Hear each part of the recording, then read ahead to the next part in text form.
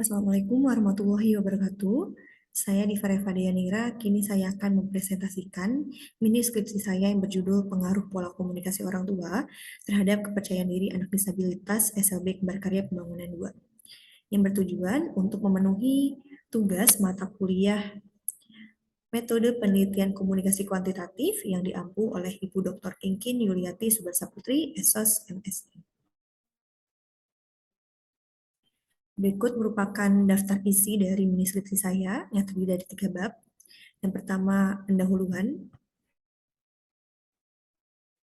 Pendahuluan sendiri terdiri dari latar belakang, rumusan masalah, tujuan penelitian, dan juga manfaat penelitian. Selanjutnya, bab 2, landasan teori yang berisi konsep, review literatur, pola komunikasi, kepercayaan diri, mode penelitian, dan juga hipotesis teori.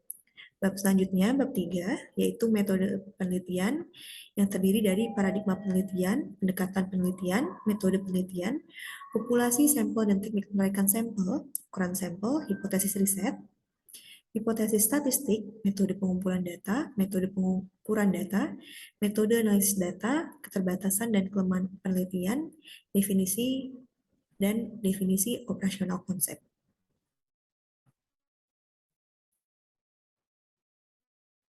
Yang pertama, pendahuluan, saya akan bacakan latar belakangnya terlebih dahulu. Kepercayaan diri adalah suatu hal yang harus dimiliki oleh seseorang yang dibutuhkan dalam kehidupan. Rasa percaya diri yang dimiliki oleh seseorang membuat dirinya lebih menghargai dirinya sendiri, meyakini kemampuan yang ia miliki, dan tidak membandingkan dirinya dengan orang lain. Dikutip dari Wardani dan Holid tahun 2022. Orang tua diharapkan dapat membantu anak mengembangkan rasa percaya diri sebab percaya diri tersebut akan membawa keuntungan bagi sang anak. Salah satunya adalah masa depan yang cerah. Masa depan seorang anak bergantung dari bagaimana pengalaman yang didapat oleh anak. Contohnya, pendidikan dan pola asuh orang tua. Pola asuh orang tua yang Pola asuh yang diterapkan oleh orang tua tidak lepas dari bagaimana komunikasi yang diterapkan oleh orang tua pada anak di dalam sebuah keluarga. Menurut Little John, ia mendefinisikan komunikasi ke dalam sebuah arti yang sangat sulit karena komunikasi memiliki sifat abstrak dan merujuk ke berbagai arti. Namun, dapat kita sepakati bersama bahwa komunikasi merupakan aktivitas yang menjadi kebutuhan manusia sehingga tidak dapat terlepas dari kehidupan manusia. Komunikasi merupakan aktivitas transfer informasi, ide, pengertian dari komunikator dengan komunikan dengan harapan komunikan dapat menginterpretasikan sesuai dengan apa yang dimaksud oleh komunikator. Hakikat komunikasi adalah proses sosial ketika simbol-simbol untuk menciptakan dan menginterpretasikan makna di sekitar mereka digunakan oleh individu-individu. Dalam kehidupan sehari-hari, seorang individu dapat berkomunikasi dengan individu atau dengan kelompok. Komunikasi antara individu dengan individu kerap disebut dan dikenal sebagai komunikasi antar pribadi. Komunikasi didefinisikan sebagai transfer pikiran, perasaan, opini, dan pemberian nasihat antara dua orang. Kata nasihat identik dengan pesan yang diberikan oleh orang tua terhadap anaknya. Orang tua merupakan sekolah pertama bagi seorang anak. Maka dari itu, komunikasi yang terjalin antara orang tua dengan anak harus berlangsung secara efektif. Artinya, komunikasi yang terjadi yaitu harus terdapat makna bersama yang saling dipahami antara yang memberi pesan dengan yang menerima pesan. Komunikasi yang terjadi antara anak dan orang tua termasuk komunikasi antar pribadi. Komunikasi antar pribadi atau komunikasi interpersonal mencakup komunikasi yang terjalin antara dua orang atau dua manusia dan dapat dikatakan efektif apabila terdapat empati, sikap mendukung, rasa percaya diri, dan sebagainya dalam komunikasi yang sedang berlangsung. Peran penting yang dimiliki dalam komunikasi yang terjadi dalam keluarga yaitu dalam hal pengasuhan dan pengawasan orang tua yang dilakukan untuk anaknya. Komunikasi keluarga adalah komunikasi yang terjadi dalam sebuah keluarga yang tidak bisa disamakan dengan komunikasi keluarga lainnya, sebab tentunya keluarga memiliki pola komunikasinya masing-masing. Pola komunikasi definisikan sebagai proses interaksi komunikasi yang bertujuan untuk menyampaikan suatu pesan atau informasi dan dilakukan oleh dua orang atau lebih. Menurut penelitian yang dilakukan oleh Rahmah, pola komunikasi dikatakan sebagai sebuah sistem penyampaian pesan yang disampaikan melalui simbol tertentu. Terdapat arti yang terkandung di dalam pesan dan dapat merangsang perubahan perilaku seseorang. Putra Malau pada tahun 2020 melakukan penelitian dan menyimpulkan bahwa pola komunikasi adalah suatu pola hubungan dengan beberapa unsur yang saling melengkapi menjadi syarat terbentuknya pola tersebut dan gambaran mengenai proses komunikasi yang berlangsung merupakan tujuannya.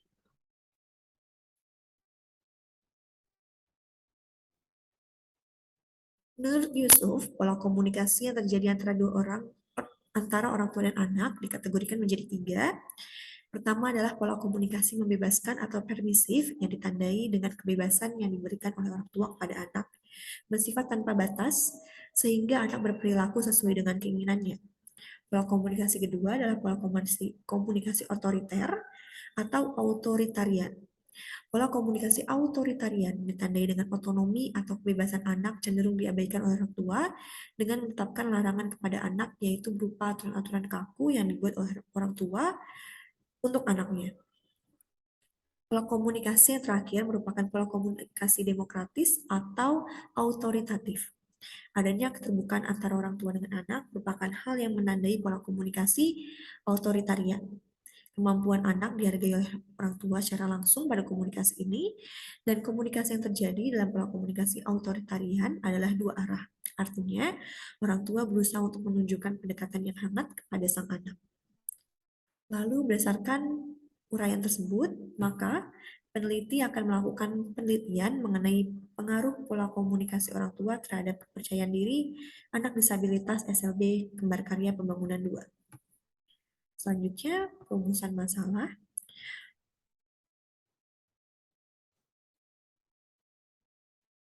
Rumusan masalah dari penelitian ini adalah apakah terdapat pengaruh pola komunikasi orang tua terhadap kepercayaan diri anak disabilitas SLB Kembar Karya Pembangunan 2. Selanjutnya, tujuan dari penelitian ini adalah untuk mengetahui pengaruh pola komunikasi orang tua terhadap kepercayaan diri anak disabilitas SLB Kembar Karya Pembangunan 2. Untuk manfaatnya sendiri, yang pertama ada manfaat teoritis.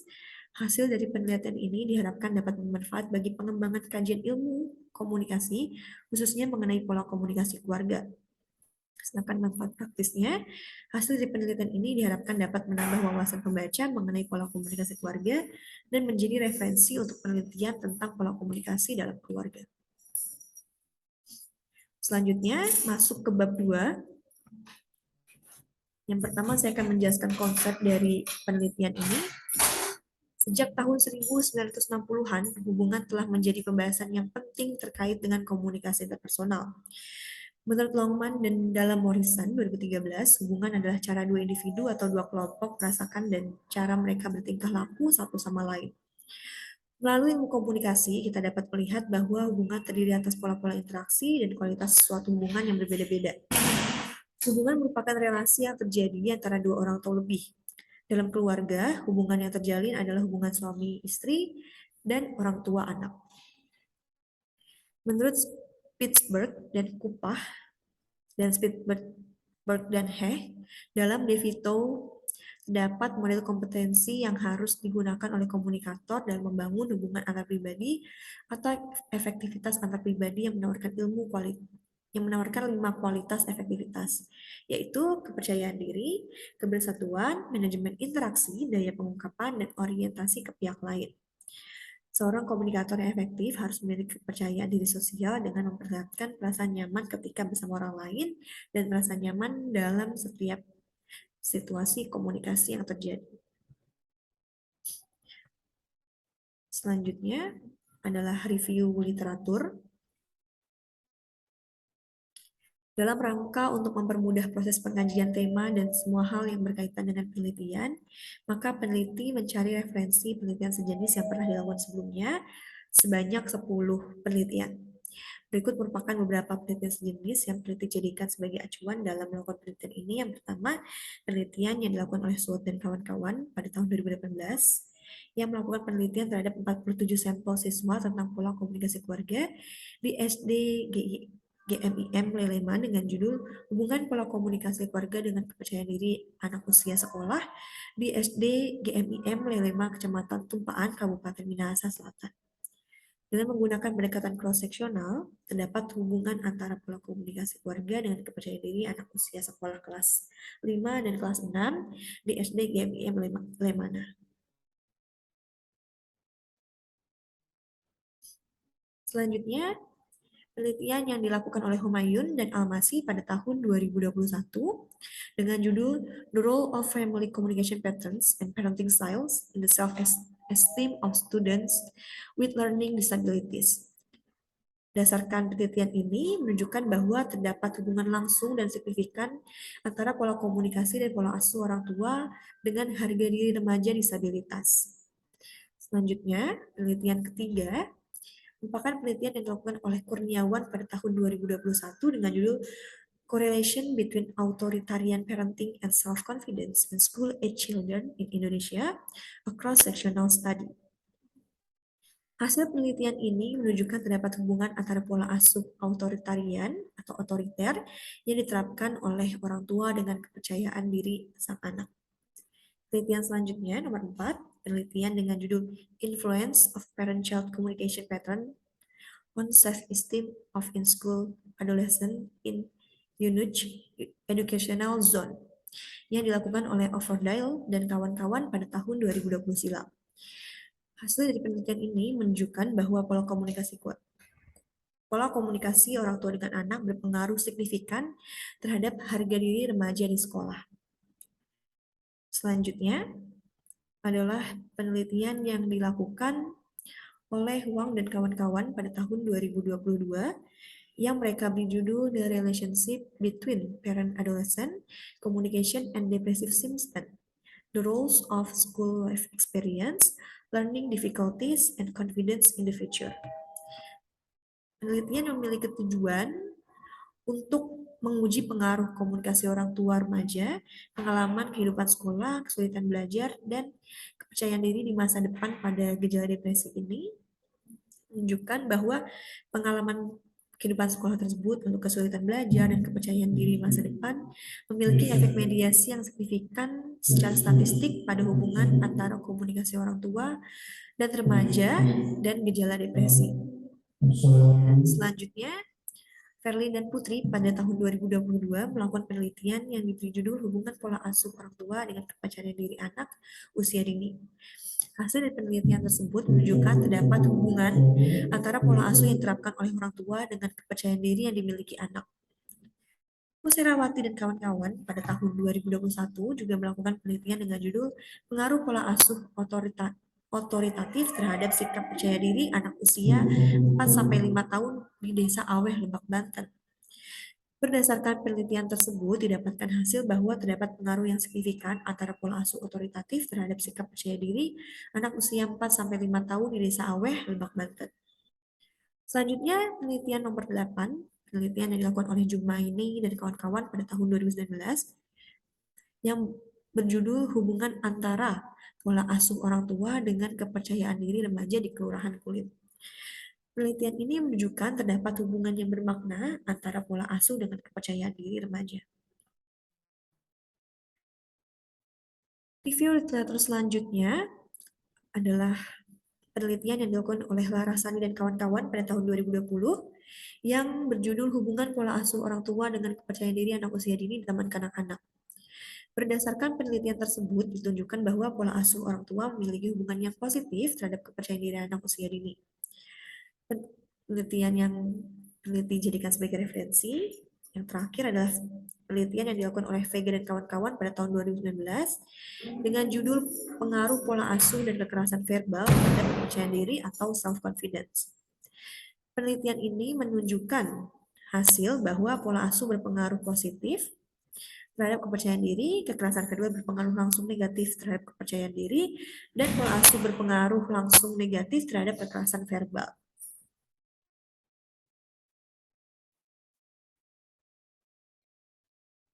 Selanjutnya, peneliti akan menjelaskan mengenai variabel X yang digunakan dalam penelitian ini, yaitu variabel pola komunikasi.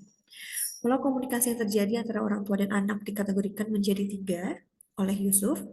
Pertama adalah pola komunikasi membebaskan, yang ditandai dengan kebebasan yang diberikan oleh orang tua kepada anak, bersifat tanpa batas sehingga anak berperilaku sesuai dengan keinginannya.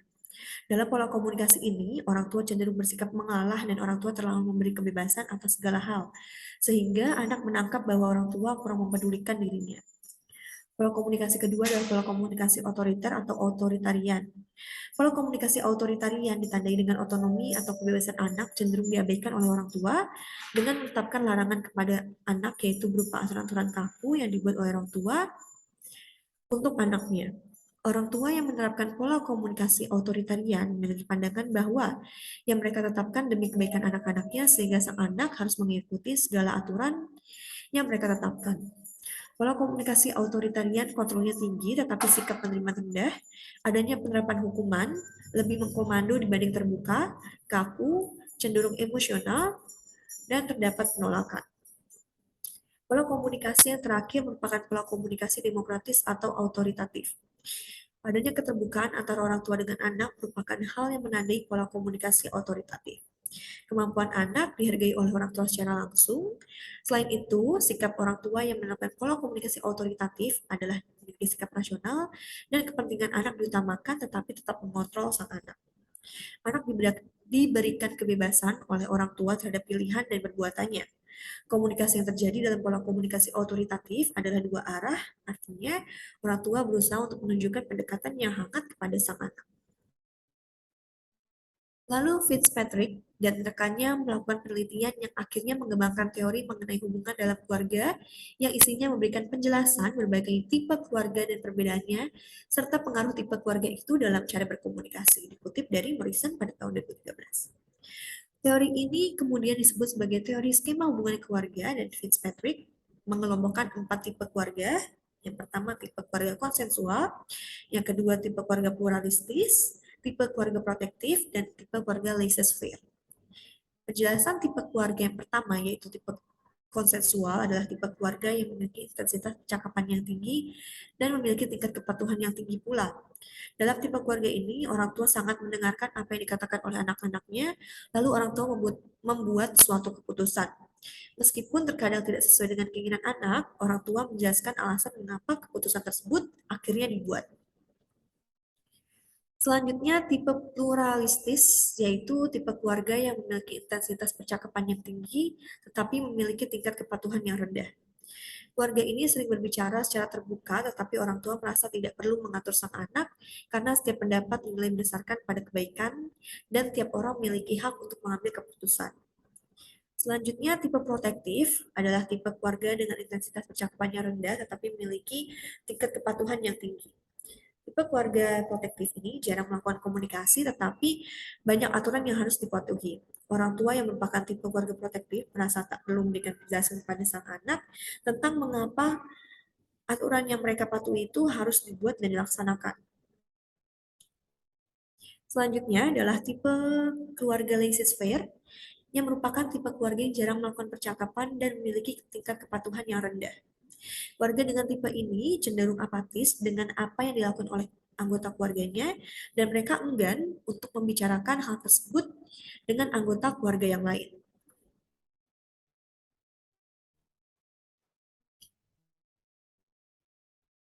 Selanjutnya variabel Y yaitu variabel kepercayaan diri. Kepercayaan diri merupakan suatu sikap atau perasaan yakin atas kemampuan diri sendiri sehingga orang yang bersangkutan tidak terlalu cemas dalam setiap tindakan, bebas melakukan hal-hal yang disenangi, dan bertanggung jawab atas segala tindakan yang dilakukan. Hangat dan sopan ketika berinteraksi dengan orang lain, dapat menerima dan menghargai orang lain, memiliki dorongan untuk berprestasi, serta dapat mengenal kelebihan dan kekurangan diri. Kepercayaan diri adalah salah satu aspek penting yang membentuk kepribadian anak sehingga setiap tempat dan suasana perlu dibangun secara optimal dan positif. Percaya diri atau self-confidence memegang andil yang besar bagi seorang anak untuk meraih keberhasilan dalam hidupnya. Menurut Asia dan kawan-kawan pada tahun 2019, dengan memiliki rasa percaya diri yang tinggi, seseorang akan merasa optimis sehingga mempengaruhi perkembangan kepribadian dan kehidupannya.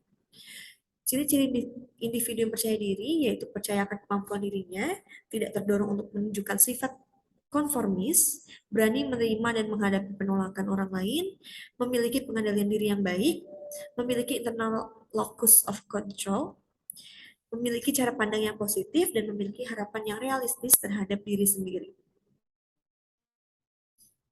Selanjutnya, ini merupakan model penelitian. Dalam penelitian ini, terdapat variabel bebas X, yaitu pola komunikasi orang tua, akan dicari berpengaruh atau tidak terhadap variabel terikat, yaitu variabel Y, yaitu kepercayaan diri anak disabilitas SLB Kembar Karya Pembangunan 2. Selanjutnya, hipotesis teori dari penelitian ini adalah pengaruh pola komunikasi orang tua terhadap kepercayaan diri anak disabilitas SLB Kembar Karya Pembangunan 2.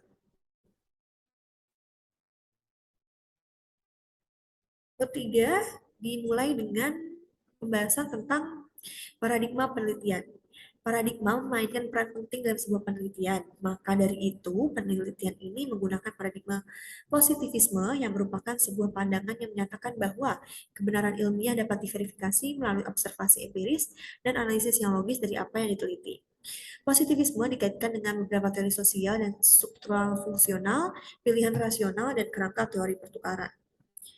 Peneliti menggunakan paradigma positivisme sebab pola komunikasi antara orang tua dengan anak merupakan salah satu tindakan rasional yang dilakukan dalam sebuah keluarga sehingga peneliti menerapkan pendekatan ini untuk memverifikasi hal tersebut dengan mengobservasi serta menganalisisnya dengan metode-metode ilmiah dan analisis ilmiah.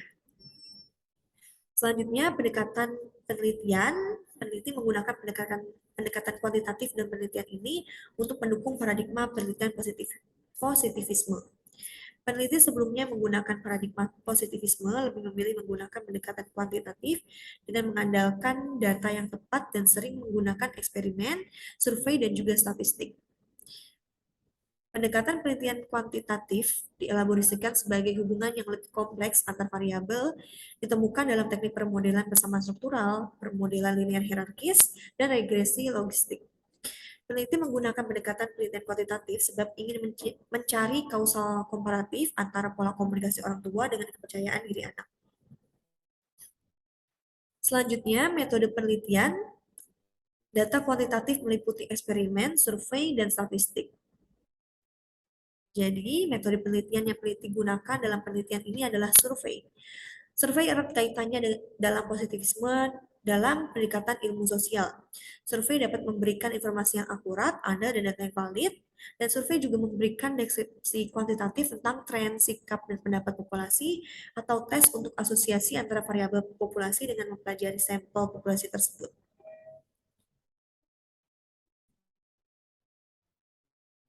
Peneliti menggunakan survei sebagai metode penelitian sebab masyarakat telah familiar dengan teknik survei. Selain itu, metode survei juga sesuai dengan tujuan peneliti untuk mengetahui perilaku atau tindakan komunikasi yang dilakukan orang tua kepada anak.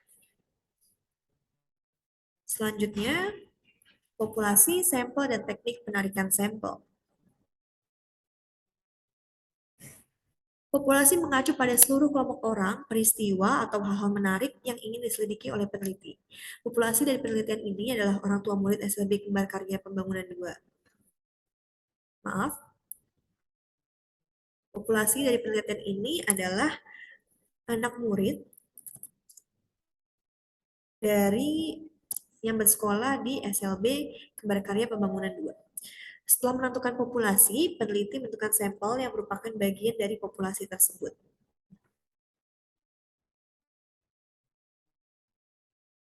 Teknik sampel yang peneliti gunakan adalah probability sampling dengan metode simple random sampling. Probability sampling biasanya digunakan untuk survei berskala besar dan dinilai dapat memberikan sampel yang merepresentasikan populasi yang diteliti, serta dapat menyediakan deskripsi yang berguna dari keseluruhan populasi di mana sebuah sampel perorangan dari sebuah populasi harus memiliki variasi yang sama yang ada pada populasi. Peneliti menggunakan metode simple random sampling sebab pada metode ini setiap elemen dalam populasi memiliki kesempatan yang sama untuk dipilih sebagai subjek penelitian. Peneliti menggunakan teknik penerakan sampel tersebut sebab peneliti ingin menjadikan anak murid SLB Kembar Karya Pembangunan 2 dari berbagai tingkatan, mulai dari SD hingga SMA, dan berbagai disabilitas sebagai subjek penelitiannya. Selanjutnya adalah ukuran sampel. Krejci dan Morgan sangat menyederhanakan keputusan ukuran sampel dengan menyediakan tabel yang memastikan model keputusan yang baik. Lalu, berdasarkan tabel penilaian tersebut, dari 120 orang yang menjawab kuesioner yang diberikan, peneliti akan menguji 92 subjek sebagai sampel penelitian. Selanjutnya, hipotesis riset. K0 artinya menunjukkan adanya pengaruh pola komunikasi orang tua terhadap kepercayaan diri anak disabilitas SLB berkarya pembangunan 2. H1 menunjukkan tidak adanya pengaruh pola komunikasi orang tua terhadap kepercayaan diri anak disabilitas SLB berkarya pembangunan 2. Hipotesis statistik, ada pengaruh pola komunikasi orang tua terhadap kepercayaan diri anak disabilitas SLB Kembar Karya Pembangunan 2. Metode selanjutnya yaitu metode pengumpulan data dan metode pengukuran data. Metode pengumpulan data yang digunakan dalam penelitian ini berupa kuesioner. Kuesioner umumnya dirancang untuk mengumpulkan data kuantitatif. Kuesioner yang digunakan oleh peneliti adalah kuesioner elektronik atau kuesioner online yang disebarkan melalui Google Form. Peneliti menggunakan kuesioner ini sebab distribusi kuesioner elektronik lebih mudah dan cepat, serta pengembangan software dari penyedia survei online membuat survei penelitian lebih mudah diakses. Selain itu, kuesioner online memudahkan peneliti untuk mendapatkan pemahaman yang lebih mendalam serta pendapat subjek penelitian. Selanjutnya, untuk metode pengukuran data, penelitian ini menggunakan skala Likert sebagai metode pengukuran datanya. Skala Likert dirancang untuk menguji seberapa kuat subjek penelitian untuk setuju atau tidak setuju dengan pernyataan pada skala 5 titik, yaitu 1 sangat tidak setuju, 2 tidak setuju, 3 netral, 4 setuju, 5 setuju. 5 sangat setuju. Skala Likert biasanya dikatakan sebagai skala interval. Yang pertama, peneliti akan membahas mengenai validitas. Peneliti menggunakan skala interval pada penelitian ini sehingga untuk melihat kevaliditasan data, peneliti menggunakan faktor analisis. Lalu, statistik yang dikaitkan dengan faktor analisis adalah KMO. Dalam KMO sendiri, data dikatakan valid apabila nilai KMO berada di antara 0,5 sampai 1. Untuk reliabilitas, peneliti menggunakan skala Likert yang termasuk dalam skala interval, sehingga peneliti menguji reliabilitas data dengan menggunakan Cronbach alpha sebagai tolak ukurnya. Nilai Cronbach alpha bervariasi dari 0 sampai 1, dan nilai 0,6 atau kurang umumnya menunjukkan reliabilitas yang tidak memuaskan. Selanjutnya adalah metode analisis data yang terdiri dari analisis data univariat dan analisis data bivariat. Analisis data univariat yang digunakan untuk melihat paparan data secara statistik untuk mengetahui jawaban yang paling baik dipilih oleh responden. Skala interval menggunakan uji parametrik dengan menggunakan t-test. Analisis bivariat adalah analisis yang digunakan untuk melihat keterkaitan antara tiap variabel. Peneliti menggunakan regression analysis untuk menganalisis kekuatan antara variabel terikat dan variabel bebas yang digunakan dalam penelitian ini. Selanjutnya, keterbatasan dan kelemahan penelitian. Yang pertama, keterbatasan penelitian adalah sulitnya mengumpulkan data dari responden, sedangkan kelemahan penelitian adalah kurangnya indikator yang kuat pada variabel pola komunikasi. Lalu, untuk definisi operasional variabel pola komunikasi orang tua adalah pola komunikasi yang diterapkan orang tua kepada anak dalam keluarga. Kriteria ini digunakan untuk menentukan pola komunikasi dalam keluarga tergantung pada tipe keluarga yang diidentifikasi oleh Fitzpatrick menjadi 4 tipe, yaitu konsensual, pluralistis, protektif, dan laissez-faire. Definisi operasional yang kedua adalah variabel kepercayaan diri anak disabilitas, yaitu tingkat kepercayaan diri yang dimiliki anak disabilitas melalui pola komunikasi yang diterapkan dalam keluarga. Sekian presentasi deskripsi metode penelitian kuantitatif milik saya. Assalamualaikum warahmatullahi wabarakatuh.